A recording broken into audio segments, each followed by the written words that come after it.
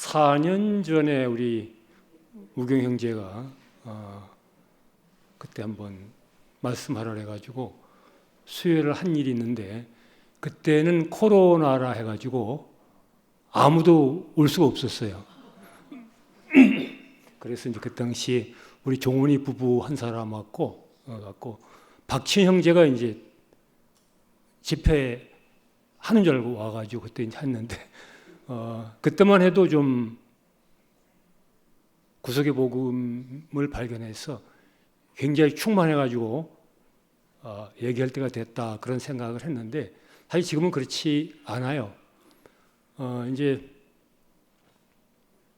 저는 우리 의원들은 5분 발언이라는 게 있는데, 5분 동안 나가서 이제 대중 앞에서 뭐 여러 우리 공무원들 앞에서 이제 발언하는 게 있는데, 저는 다른 건 잘 못하는데 다른 건 존재감이 별로 없어요. 그런데 5분 발언은 달쏘고 제가 이제 7대, 8대, 9대 3선 하고 있는데, 의원 중에서 원고를 안 보고 하는 사람은 지금까지 한 명도 없었어요.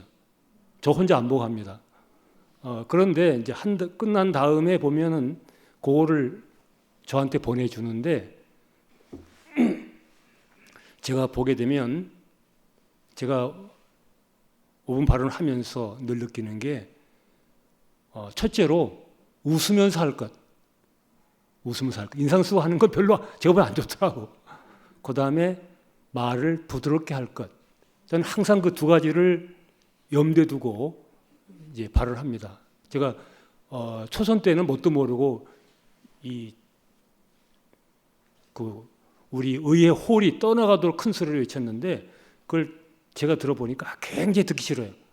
그래서 저는 어떻든 오늘 목표가 뭐 내용이 어떻든 간에 제가 좀 웃으면서 그리고 조용하게 말을 하면 저는 성공하는 것이다, 그런 마음으로 왔어요.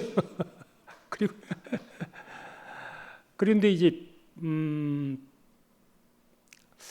말씀을 제가 보면서 내가 뭐 가서 이런 말을 했습니다. 우리 맥어더 장군이 뭐라고 말했냐면, 전투에 실패한 병사는 용서할 수 있지만 경계에 실패한 병사는 용서할 수 없다, 이런 말을 했는데, 이 말은 뭐냐면, 어차피 전투하면 이기고 지는 것이 결정되기 때문에 그건 질 수도 있다는 거죠. 그런데 경계는 잠만 자지 않으면 경계에 성공한다는 거죠. 저는 그래서 오늘 제가 좀 내용을 잘 못해도 준비만큼은 철저히 하자, 그래가지고 이틀 동안 말씀을 열심히 듣고 열심히 이제 봤는데, 제가 생각하기를 이렇게 열심히 하다가는 내가 머리가 또 돌지 않을까, 그런 생각이 들어서 제가 좀 멈추고 그렇게 했어요. 이제 제 신상에 대한 발언을 조금 하면, 제가 이제 5일 전에 정신약을 끊었습니다. 끊고 지금은 안 먹고 있어요. 안 먹고 있는데 잘 자고 있어요. 그걸 하나님께 이제 감사드립니다. 아마 그래서 제가 이제 좀 정신 차려서 복음을 전하라고 약을 끊게 되지 않았나, 이런 생각이 드는데, 오늘 이제 말씀을 보니까 뭐 하나님의 절대적인 주권, 그 말씀인데, 제가 이 말씀을 보니까 바울이 결국 이제 만민을 위한, 그리스도 안에 있는 만민을 위한 구속과, 그리고 율법 안에의 구속이 충돌하고 있기 때문에 지금 바울이 심각하게 지금 고민 가운데 있다, 이렇게 돼 있어요. 그래서 제가 그 로마서의 9장에 해당되더라고. 딱 찾아보니까 자기가 지금 자기 동족들로 인해서 심한 고통 가운데 있다, 이렇게 얘기를 한 걸 보고, 야, 바울은 좀 다르구나. 고통도 자기 민족의 구원 때문에 고통을 하는 사람이지 자기 개인적인 문제 때문에 고통하는 사람은 아니구나 생각이 들어서 제가 좀 느끼는 바가 많았고, 이런 얘기 안 할라 했지만 어쩔 수 없이 제가 윤봉의 얘기를 해야 되겠는데, 윤봉길이나 우리 유관순 같은 분도요, 그 유언이나 그 보게 되면 그 고통을 뭐라고 말했냐면, 유관순 같은 누님은 내가 손발이 꺾이고 손톱이 빠지는 것이 고통이 아니고 내가 이 나라를 위해서 바칠 목숨이 하나밖에 없는 게 고통이다.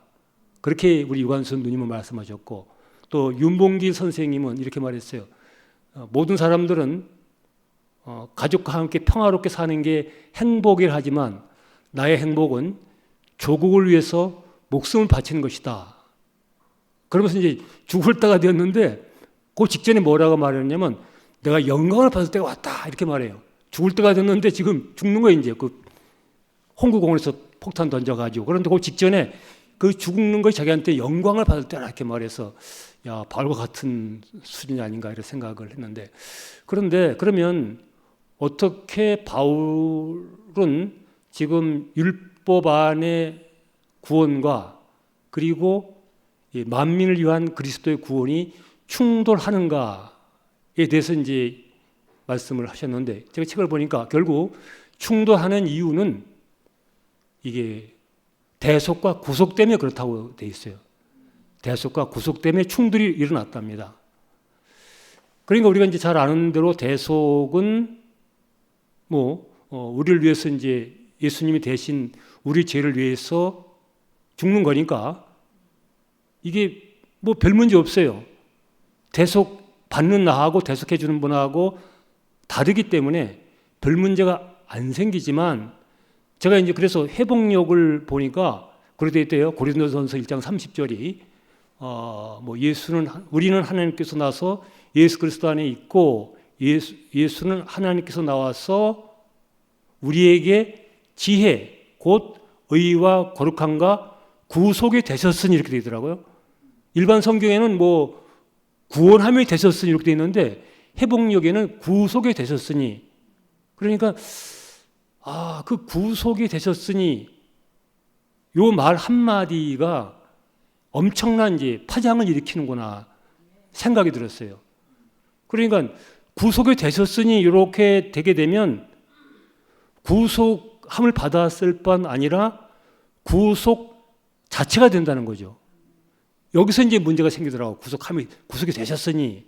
그러면 구속이 되셨다는 말은 구속하는 그 예수하고 나하고 상관이 없는 게 아니고 곧 그 사람이 내가 되는 거잖아요. 여기서 이제 문제가 딱 발생하더라고요. 그거를 이제 받아들이느냐 못 받아들이느냐 이 문제가 있는데, 율법으로 의로움을 받는다 하는 유대인들에게 있어서는 예수라는 사람이 자기 구속이라는 것이 용납될 수가 없고 받아들일 수가 이제 없다는 거죠. 그러니까 이게 이제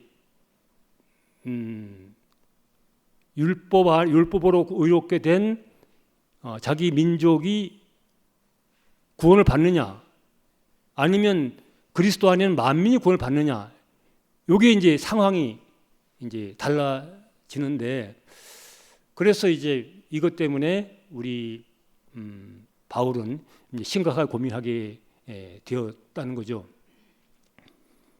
그러니까 우리가 그 예수라는 분이 구속을 하셨는데 그분이 우리가 바라는 그러한 사람이었다면, 우리가 기대했던 그런 사람이라면 문제가 안 되지만, 그 사람은 제자들도 버리고 세상 사람들 버리고 유대인들이 모두가 버린, 어찌 말한다면 하나님께 저주받은 그 사람이 나라니, 이게 이제 받아들일 수가 이제 없기 때문에 여기서 바울은 자기 민족이 구원받느냐 아니면 만민이 그리스도를 통해서 구원을 받느냐 하는 것이 불일치하기 때문에 여기서 이제 심각하게 되어서 결국 바울은 하나님의 절대적인 주권을 붙잡게 되었다는 겁니다. 여기 이거냐 저거냐라고 말할 수 없고 하나님의 절대적인 주권을 닫게 되었다고 이제 말씀을 하셨더라고요. 그래서 이 말씀을 하시기 위해서 이제 하셨구나 생각이 들었는데, 저 같은 경우는 이렇게 할 것이냐 저렇게 할 것이냐 할 때에 하나님의 절대적인 주권을 잡은 경험이 말할 만한 게 없어가지고 그 부분은 제가 말을 못하겠습니다. 그런데 이제 이게 만민을 위한 구원, 예수 그리스도의 구속은 결국 이게 어떠한 우리의 어떤 변화를 통해서 구원받는 게 아니고, 그 예수를 십자가에 못 박혀 내려서 못하고 죽은 예수를 시인함으로 구속받는 거기 때문에, 율법을 통해서 의로움을 받는 유대인으로서는 그것이 받아들여질 수가 없다는 거죠. 뭔가 자기가 어떤 행위를 해서 뭔가를 해서 의로워져야 되지, 아무것도 안 했는데 그냥 쳐다본다 해가지고 의로울 수가 있는가? 그거를 받아들일 수가 없고, 또 선악과를 먹은 인생들도 그 사실을, 우리 세상에 뭐 공짜는 없다 그러잖아요. 그러니까 거저받는 은혜라는 개념이 없기 때문에 그거를 받아들일 수가 없답니다. 그래서 예수를 이제 받아들일 수가 없게 됐다고 이렇게 말씀을 하셨는데, 그러니까 저는 이제 그 생각이 났어요. 요한복음에 나오는 요한복음 3장 14절, 15절, 16절 있지 않습니까? 예수님이 말씀하시기를 모세가 광야에서 뱀을 든 것처럼 인자도 들려하리라. 그런 다음에 이제 하나님이 세상을 이처럼 사랑하사 누구든지 저를 믿으면 멸망치 않고 영생을 얻는다고 이렇게 말씀하셨는데, 그러니까 쳐다보면 구원받는다, 쳐다보면 의로워진다, 그런 개념이 유대인들에게는 없다는 거죠. 그런데 저는 이제 그걸 보면서 우리가 뭐 사람이 그렇다라네요. 사람이 보통 어떤 사물을 인식할 때에 눈으로, 시각으로 인식하는 게 75%래요. 눈으로 보면서 75%를 인식하고, 그다음 귀로 한 20%를 인식하고, 나머지는 이제 뭐 촉각 그렇게 한다고 그러는데, 그러고 보니까 쳐다보면 구원을 받는다, 그런 개념이 유대인들에게는, 그리고 선악과를 먹은 인생 속에서는 그런 개념이 없기 때문에 그거를 받아들일 수가 없다는 거죠. 그런데 지금 우리 구속의 복음은 지금 우리가 무슨 그 말씀이 그렇게 있대요. 우리가 어떻게 변화되어서 의로워지는 게 아니고, 예수 안에 있다는 것 이 하나로, 그가 하나님의 아들이라는 것을 인정한다는 하나 이유로, 그래서 우리가 의로워지는 거기 때문에,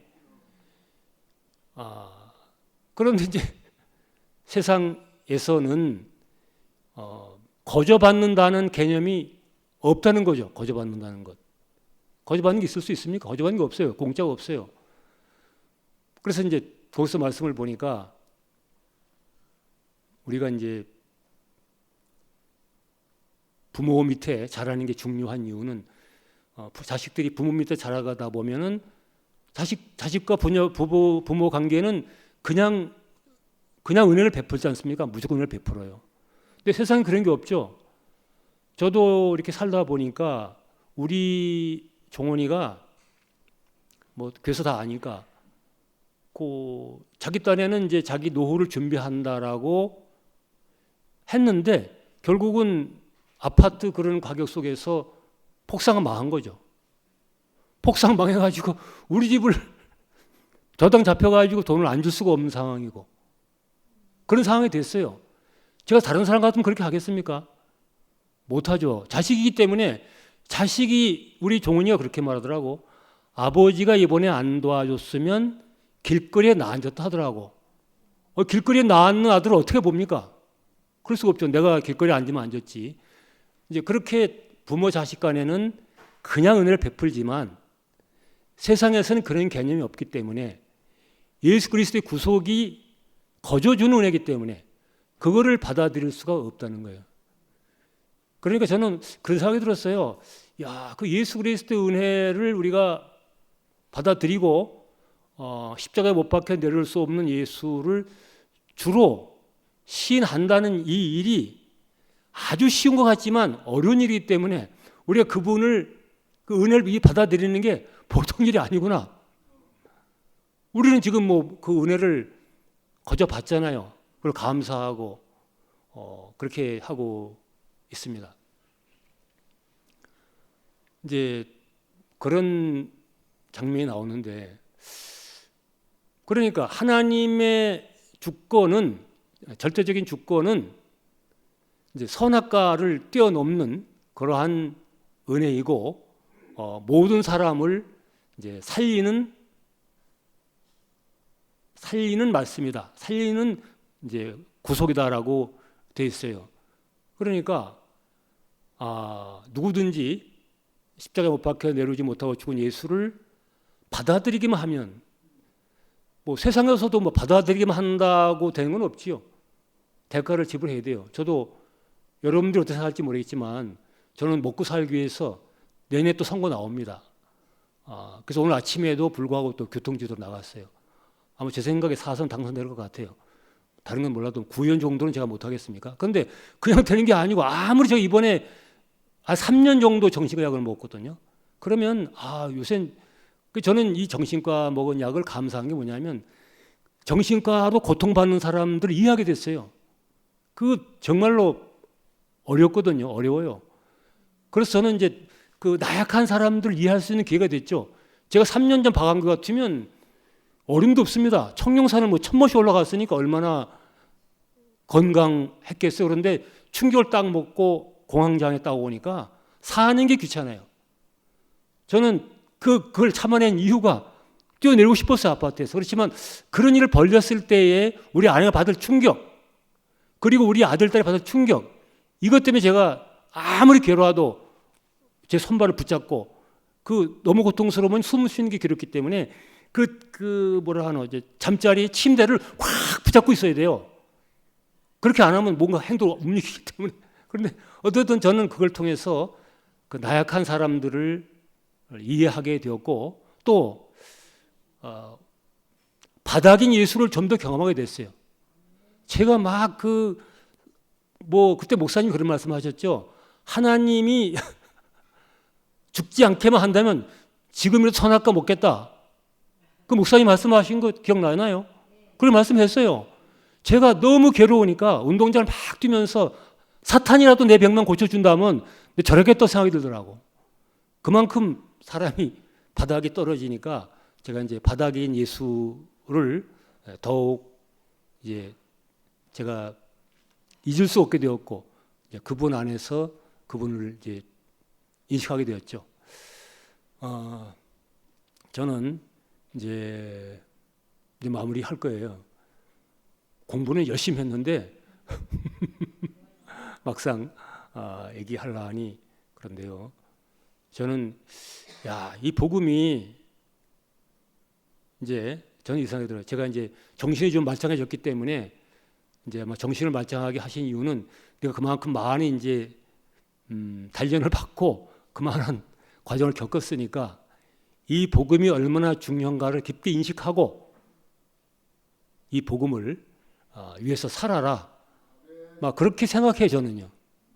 3년간 많이 과정을 겪었어요. 우리 집사람 보고 하는 말이, 나 정신과 약을 먹어도 나 버리지 않을 거야? 그래 말하니까 절대 안 버리지. 그 말이 저한테 큰 힘이 됐어요. 만약 버린다고 하면 어떡하겠습니까? 그래서 그렇기 때문에 아마 지금 그래도 이제 이렇게 이제 되었다 생각이 들고, 목사님께서 남긴 이 구속의 복음, 특히 그 부분이 생각이 나네요. 그 예수님은 율법의 배신자이고, 그리고 인생을 부끄럽게 한 사람이기 때문에 유대인들이 더욱 받아들일 수 없었지만, 바로 그 사람이 우리에게는 구속의 주님 아닙니까? 그래서 저는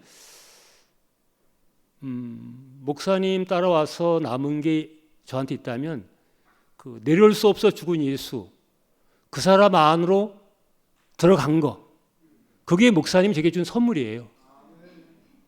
그래서 저는 여러분들 어떻게 생각할지 모르겠지만 저는 저 인생을 실패한 인생이라고 늘 생각했어요. 얼마 전까지만 해도. 첫 번째 실패한 게 아이고 그때 선생을 왜 그만뒀지. 여기 있는 분들 제가 선생했기 때문에 목사님이 추천해가지고 교사된 사람들 많거든요.